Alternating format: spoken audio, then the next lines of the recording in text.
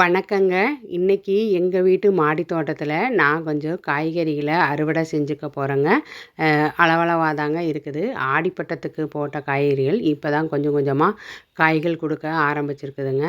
அதனால நான் இப்ப வந்து ரொம்ப அதிகமான அளவுல இல்லைங்க. பீர்க்கங்காய் ஒரு 2 பீர்க்கங்காய் இருக்குதுங்க. அறுவடை செஞ்சுக்க போறேங்க. நம்ம மாடி தோட்டத்துல நமக்கு ஒவ்வொரு டைமும் நமக்கு நெறைய அறுவடை கிடைக்கணும்னா, ஒவ்வொரு செடியிலயும் ஒரு 4 செடியாச்சும் வைக்கோணுங்க. ஒரு 4 க்ரோ பேக்கில் வச்சா தான் நம்மளுக்கு தொடர்ந்து சமையலுக்கு ஒரு நாள் சமையலுக்கு தேவையான அளவுக்கு கிடைக்குங்க. ஒரு செடி வச்சோம்னா அதில் ஒரு ஒரு காய்கள் தான் கிடைக்கும். அது வந்து நமக்கு சமையலுக்கு பத்தாம போயிருங்க. நம்ம நிலத்துல வைக்கிற மாதிரி இருந்தால் ஒரு செடியே போதுங்க. ஒரு செடியே நிறைய காய்கள் கொடுக்குங்க. நிறையா படர்ந்து வந்து நிறைய காய்கள் கொடுக்கும். நம்ம மாடி தோட்டத்தில் எந்த அளவுக்கு நம்ம க்ரோ பேக் எந்த அளவுக்கு நல்லா பெரிய க்ரோ பேக்காக வைக்கிறோமோ அந்த அளவுக்கு தாங்க நம்மளுக்கு அறுவடையும் கிடைக்கும். நம்ம அளவான க்ரோ பேக்கில் வச்சோம்னா செடிகளோட வளர்ச்சியும் அளவாக தாங்க இருக்கும். நம்ம பெரிய க்ரோ பேக்கில் வச்சு நிறைய உரங்கள் வாரம் ஒரு டைம் திரவ உரங்கள் திட உரங்கள் ஏதாவது கொடுத்துட்டே இருக்கணுங்க. நம்ம எந்த அளவுக்கு பராமரிக்கிறோமோ அந்த அளவுக்கு தாங்க மாடி தோட்டத்தில் நம்மளுக்கு காய் கிடைக்கும். அதனால் நமக்கு மாடியில் எந்த அளவு இடம் இருக்குதோ அதுக்கு தகுந்த மாதிரி நமக்கு முக்கியமான காய்கறிகள் நம்ம எதை அதிகமாக விரும்பி சாப்பிடுவோமோ அந்த காய்கறிகளை அதிகமான அளவில் வச்சுக்கலாங்க. முக்கியமாக வீட்டுக்கு தேவையான அடிப்படை காய்கறிகள் கத்திரிக்காய், வெண்டைக்காய், தக்காளி, பச்சை மிளகாய் இதெல்லாம் வந்து நம்ம வீட்டுக்கு அதிகமாக தேவைப்படுற காய்கறிகள். இதை வந்து நம்ம அதிகமான அளவில் வச்சுட்டு மற்றதை வந்து நம்ம கம்மியான அளவில் வச்சுக்கலாங்க. கொடி காய்கறிகள் எல்லாம் வந்து இந்த ஆடிப்பட்ட சீசனுக்கு போட்டால் நல்லா விளைச்சல் கொடுக்குங்க. தை பட்டத்தில் போட்டோம்னா வெயில் காலங்கிறதுனால அவரைக்காய் இந்த மாதிரி செடிகள் எல்லாம் வராதுங்க. மற்ற நம்ம செடி அவரை இதெல்லாம் நல்லா வருங்க. கொடி அவரை வந்து தை பட்டத்தில் சரியாக வராதுங்க. மற்ற காய்கறிகளும் நமக்கு தேவையான காய்கறிகளை போட்டுக்கலாங்க. இன்றைக்கி இந்த அளவுக்கு அறுவடை கிடச்சிருக்குது. முடக்கத்தான் கீரை இதை வந்து ரொம்ப அதிகமாக போட்டு சட்னி அரைச்சா நல்லா இருக்காதுங்க. கம்மியான அளவில் போட்டு சட்னி அரைக்கலாம்.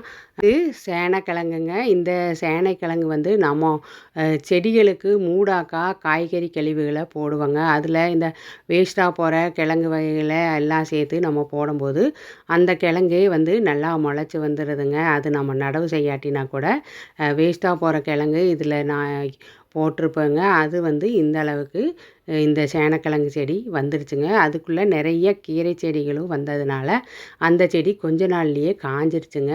நான் கீரைகளையெல்லாம் பறிச்சுட்டு இதில் வேறு ஏதாவது விதைக்கலாங்கிறக்காக வேண்டி கீரைகளெல்லாம் எடுத்துகிட்டு பார்க்கும்போது உள்ளே வந்து இந்த கிழங்கு இருந்ததுங்க.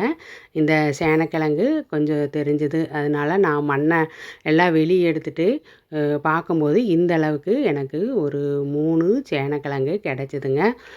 கீரை செடிகளோட இடையில முளைக்கும் போதே இந்த அளவுக்கு இருந்திருக்குதுங்க. இதை நம்ம தனியாக ஒரு க்ரோ பேக்கில் விதைச்சி நல்லா பராமரித்தோம்னா இது சூப்பரான அறுவடை எடுக்கலாங்க. இப்போ வந்து இது வந்து சின்ன சின்ன காய்களாக தாங்க இருக்குது. இன்றைக்கி நம்மளுக்கு சேனைக்கிழங்கு, பீர்க்கங்காய், கத்திரிக்காய், பாவக்காய் இந்த அளவுக்கு கிடச்சிருக்குதுங்க. இது வந்து வேர்க்கடலை செடி. நான் வீட்டில் வேக வச்சு சாப்பிட்றதுக்காக வாங்கின வேர்க்கடலையிலேயே ஒரு 4-5 கடலையை காய வச்சு எடுத்து விதைய போட்டு விட்டேங்க. ஏன்னா எந்த அளவுக்கு முளைக்குதா என்னன்னு பார்க்குறக்காக போட்டு விட்டேன். அது வந்து நிறைய செடிகள் முளைச்சிருச்சுங்க.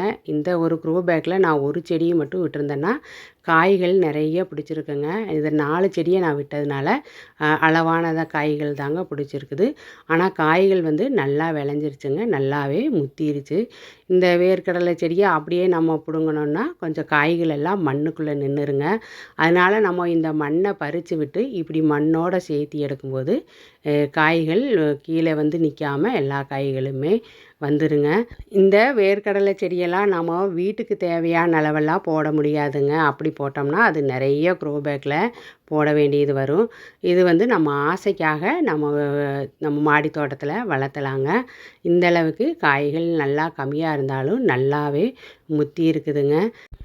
இன்றைக்கி இந்த அளவு தாங்க அறுவடை கிடச்சிருக்குது. இனியும் போக போக நிறைய அறுவடைகள் எடுக்கலாங்க. இப்போ தான் காய்க்க ஆரம்பிச்சிருக்கிறதுனால எல்லாம் கொஞ்சம் கொஞ்சமாக இருக்குதுங்க. இந்த சேனைக்கிழங்க சிறுசாக இருந்தாலும் நான் அறுத்து பார்த்தேங்க. நல்லாவே காய் வந்து நல்ல விளைச்சலாக இருக்குதுங்க.